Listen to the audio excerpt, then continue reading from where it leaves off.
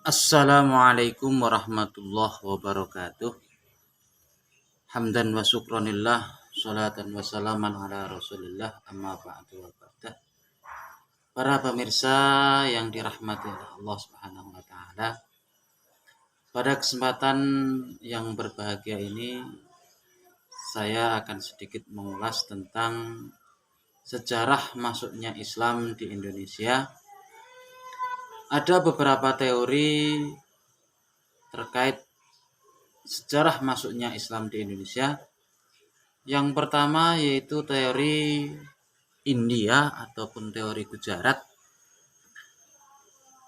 Teori ini menyatakan bahwasanya Islam masuk ke Indonesia itu sekitar abad ke-13 dan dibawa oleh orang-orang India dalam rangka yaitu untuk berdagang. Dan teori ini dibuktikan adanya sebuah makam seorang raja dari kerajaan Samudra Pasai, yaitu Sultan Malik Al-Soleh. Kemudian teori yang kedua terkait masuknya Islam ke Indonesia yaitu teori Arab. Teori ini menyatakan bahwasanya Islam masuk ke Indonesia itu dibawa oleh orang-orang Arab di masa kekhalifahan. Teori ini dinyatakan ataupun didukung oleh pernyataan Buya Hamka dalam sebuah bukunya. Beliau menyebutkan bahwasanya pada tahun 625 Masehi ini ada sebuah kelompok bangsa Arab yang berada di pesisir barat Pulau Sumatera. Kebetulan waktu itu juga sudah adanya kerajaan Sriwijaya, dan di sana ditemukan sebuah batu nisan yang bertuliskan Arab, yaitu makamnya Syekh Rukunuddin yang wafat pada tahun 672 Masehi. Kemudian selanjutnya yaitu teori Persia. Teori menyatakan bahwasanya sejarah masuknya Islam ke Indonesia yaitu dari negara Persia. Teori ini didukung oleh Husain Jajadiningrat dan Umar bin Hasan. Salah satu dari bukti bahwasanya Islam masuk ke Indonesia itu berdasarkan teori Persia, yaitu dibuktikan adanya bentuk tulisan-tulisan kaligrafi di makam orang-orang Indonesia yang bertuliskan ciri khas orang Arab, yaitu berupa kaligrafi di nisan-nisan tersebut. Kemudian selanjutnya teori yang keempat yaitu teori Cina. Teori ini menyatakan bahwasanya Islam masuk ke Indonesia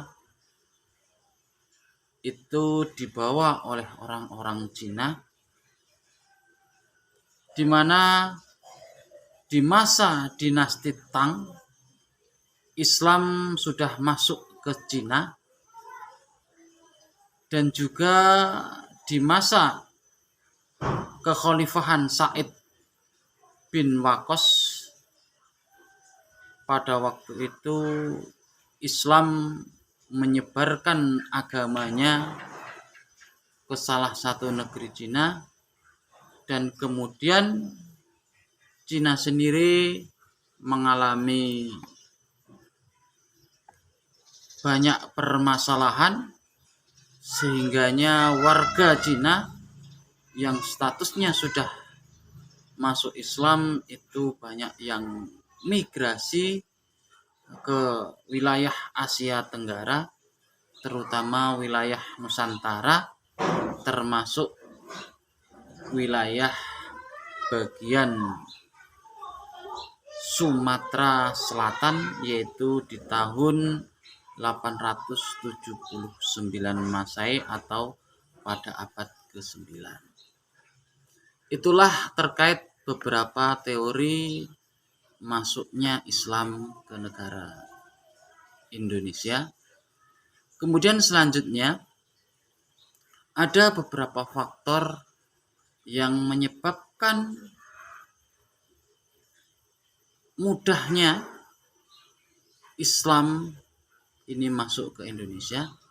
Yang pertama yaitu faktor demografi, bahwasanya Islam masuk ke Indonesia itu tidak serta-merta ke wilayah NKRI, namun beberapa tahap, dimulai dari tempat-tempat yang strategis untuk berdagang, misalnya di wilayah Jawa dan Sumatera, kemudian berlanjut ke Kalimantan, hingga masuk ke wilayah Sulawesi, Nusa Tenggara, dan Maluku. Dan itu dianggap oleh pedagang-pedagang luar negeri, baik itu dari Cina, kemudian Arab, Gujarat, dan Persia, merupakan tempat-tempat strategis untuk berdagang. Kemudian yang selanjutnya, Islam masuk ke Indonesia itu dipengaruhi juga oleh politik. Perlu diketahui bahwasanya negara Indonesia itu negara yang terkenal dengan kaya raya. Dari hasil buminya melimpah ruah, sehingga banyak sekali orang-orang di luar negeri yang ingin menguasai negara Republik Indonesia. Salah satunya adalah negara Jepang, Belanda, bahwasanya mereka ini ingin menguasai negara Republik Indonesia dibuktikan dengan adanya sejarah penjajahan Jepang, Belanda, dan juga negara-negara yang lainnya. Namun toh demikian, perlu diketahui bahwasanya negara Republik Indonesia merdeka dan menganut demokrasi Pancasila dan juga Bhinneka Tunggal Ika. Namun perlu diketahui ada satu daerah di Republik Indonesia ini yang istiqomah untuk menggunakan syariat Islam dalam proses kenegaraan, yaitu wilayah Provinsi Aceh, yang mana menerapkan syariat Islam dalam proses kenegaraan ataupun kehidupan sehari-hari. Kemudian catatan yang selanjutnya, Islam masuk ke Indonesia itu dipengaruhi dengan salah satu bentuk arsitek ataupun arsitektur. Perlu diketahui bahwasanya banyak sekali ciri yang mencirikan Islam ada di Nusantara, yaitu adanya masjid. Dan masjid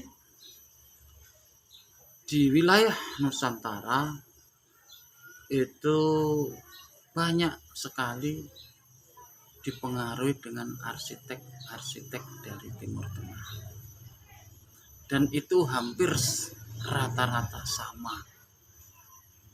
Bentuk masjid itu diambil dari arsitek-arsitek Timur Tengah. Kemudian yang selanjutnya terkait catatan sejarah masuknya Islam ke Indonesia, itu dilatar belakangi mereka murni untuk berdakwah. Banyak beberapa faktor yang kami sebutkan di atas, salah satunya berdagang, politik. Namun ada teori yang menyatakan bahwasanya Islam masuk ke Indonesia itu tidak dilatar belakangi apapun, tapi dilatar belakangi karena memang untuk berdakwah, murni mengajak masyarakat Indonesia untuk menyembah Allah Subhanahu wa Ta'ala, dan ini dibuktikan dengan masuknya Islam di Indonesia yang dibawa oleh para wali songo, dan ini salah satu bukti bahwasanya beliau para wali songo ini,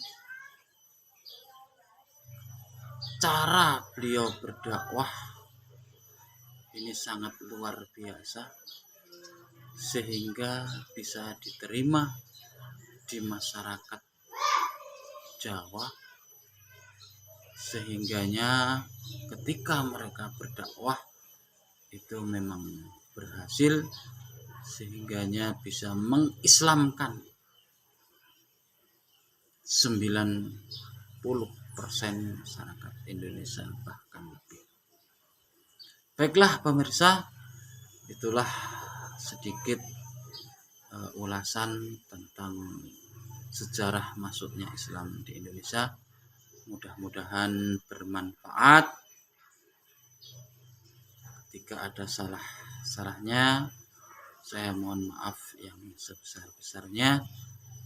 Akhir kata, wassalamualaikum warahmatullahi wabarakatuh.